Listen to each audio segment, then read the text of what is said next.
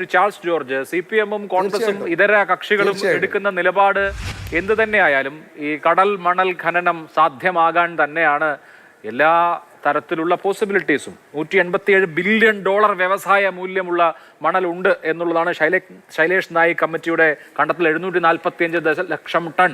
അപ്പോൾ അതിൽ കണ്ണുവെച്ചിട്ടുള്ള ആളുകളുണ്ട്.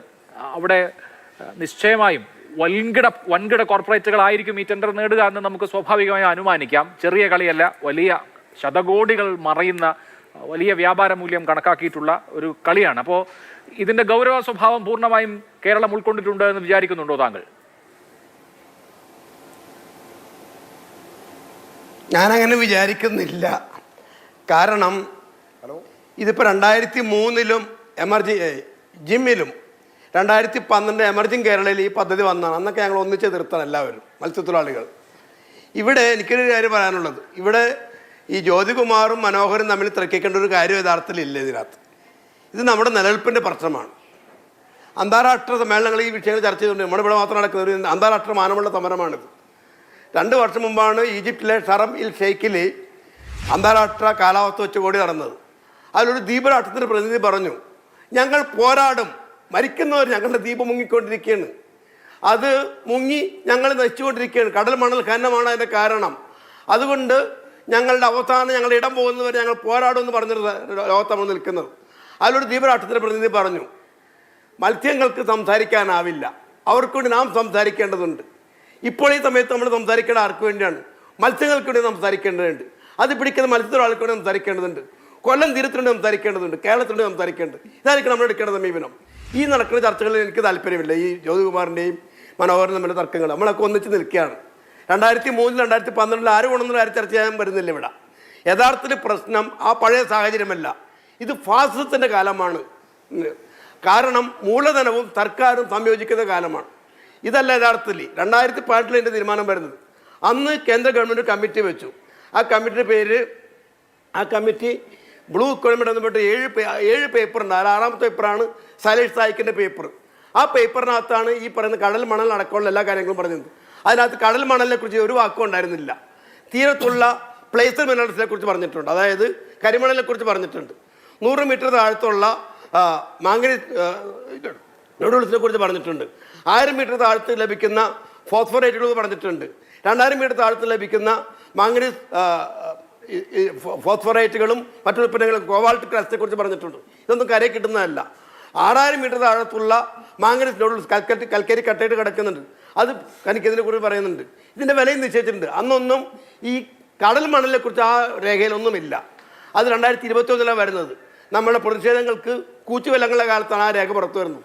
അന്ന് തന്നെ ഞങ്ങൾ ഈ കാര്യം ഉന്നയിക്കുകയും കൊച്ചി എല്ലാവരും യോഗം വിളിച്ച് ഓൺലൈനിൽ ഞങ്ങൾ ചർച്ച ചെയ്തു, ശക്തമായി എതിർക്കാൻ തീരുമാനിച്ചു. ഞങ്ങൾ ഒറ്റയ്ക്കല്ലോ, ഈ കാര്യം നമ്മൾ ഒറ്റയ്ക്കല്ല, ലോക സമൂഹം നമ്മുടെ കൂടെ ഉണ്ട്.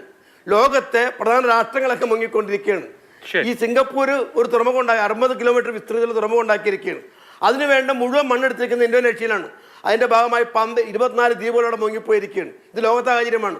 തുവാലു, നുവാരു, കിരിബാറ്റി തുടങ്ങിയ വലിയ ദ്വീപുകളൊക്കെ തന്നെ മുങ്ങിക്കൊണ്ടിരിക്കുകയാണ്. അതുകൊണ്ട് നമ്മൾ മാത്രം ലോകത്തെ 70 രാജ്യങ്ങളിലെ 931 ഗവേഷകർ ഒന്നുചേർന്ന് ഒപ്പിട്ടിരിക്കുക, ലോകത്തോട് ആരംഭിച്ചിരിക്കുകയാണ്. വിനാശകരമായി പ്രവർത്തനം നിർത്തിവെക്കണം ആവശ്യപ്പെട്ടിരിക്കുകയാണ്. അത് മാത്രമല്ല, ഐക്യരാഷ്ട്ര സംഘടനയുടെ UNEP, ഐക്യരാഷ്ട്ര സംഘടന IUCN കഴിഞ്ഞ വർഷം നടന്ന അവരുടെ സമ്മേളനമുണ്ട്. International union for conservation of നേച്ചറിൻ്റെ 6ാമത് സമ്മേളനം ലോകത്തിൽ അഭ്യർത്ഥിച്ചിരിക്കുകയാണ്. ഈ വിപൽക്കര പ്രവർത്തനം അത് നമ്മൾ നടത്തുന്ന സമരം ഒരു ചെറിയ സമരമാണ്, കേരളത്തിലെ സമരമാണ്. പക്ഷേ അതിന് അന്താരാഷ്ട്ര മാനമുണ്ട്. നമ്മൾ അന്താരാഷ്ട്ര തലത്തിലുള്ള കുത്തകളോട് സമരം ചെയ്യുന്നത്. ഇന്ത്യയിൽ ഈ അദാനി എന്ന് പറയുന്ന കുത്തക ചെറിയ കുത്തകയല്ല. ഈ പദ്ധതികളൊക്കെ വരുന്നതിന് തൊട്ട് മുമ്പാണ് പാർലമെൻറ്റിൽ 2002 നിയമം പാസ്സാക്കുന്ന ഭേദഗതി ചെയ്യുന്ന നിയമം 2023 കൊണ്ടുവരുന്നു. അതിന് 2 മാസം മുമ്പാണ് അദാനി 2 കമ്പനി ഫ്ലോട്ട് ചെയ്യുന്നത്. ഒന്ന് പുരി മിനറൽസ് കമ്പനി, അത് ഒറീസയിൽ, മറ്റൊന്ന് അലൂവിയൽ ഹെവി മിനറൽസ് ലിമിറ്റഡ് ആന്ധ്രയിൽ. അത് വന്ന് പിറ്റേ ആഴ്ചയാണ് അസംബ്ലിയിൽ എല്ലാവരും പുറത്താക്കി. മണിപ്പൂർ പ്രസിഡന്റ് എല്ലാ പ്രതിപക്ഷ പുറത്താക്കിയിട്ട് ആ സമയത്ത് നിയമം പാസ്സാക്കിയെടുക്കുന്നത്. ഇവിടെ നടക്കുന്നത് മൂലധനവും സർക്കാർ സംയോജിക്കുന്ന അക്ഷരാർത്ഥത്തിൽ പച്ചയായ ഫാസിസമാണ്. അതാണ് നമ്മൾ അംഗീകരിക്കേണ്ട ആദ്യത്തെ കാര്യം.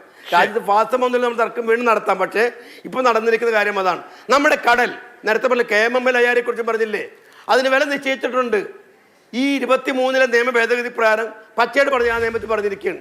ഈ രംഗത്തേക്ക് PPP കൊണ്ടുവരുന്ന പറഞ്ഞിരിക്കുകയാണ്. Public private partnership.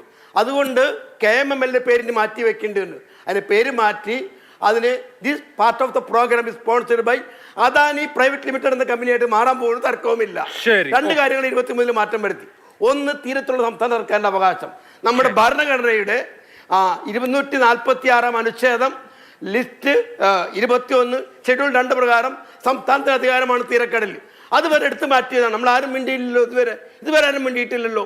നമുക്കറിയാം, അങ്ങ് ഛത്തീസ്ഗഡിലെ ആദിവാസികൾക്ക് മാത്രമുള്ള അവകാശമാണ് 7th ഷെഡ്യൂൾ. അത് ഭേദഗതി ചെയ്താണ് അദാനിക്ക് വേണ്ടി കൽക്കരി പാടങ്ങൾ കൊടുത്തത്. ഗോഡയിൽ അത് കൊടുത്തിട്ടുണ്ട്. അരാന്ത ഹാസവ് നദികൾക്കിടയിലെ പ്രദേശത്ത് കൊടുത്തിട്ടുണ്ട്.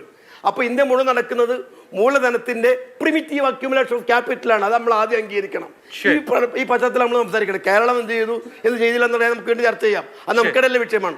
നമ്മൾ ഒറ്റക്കെട്ടായി നിന്നേ പറ്റൂ. സ്ഥാപനങ്ങൾ പൊട്ടിപ്പോകുന്നു. സമൂഹത്തിന് പറയാനുള്ളത് തീർച്ചയായിട്ടും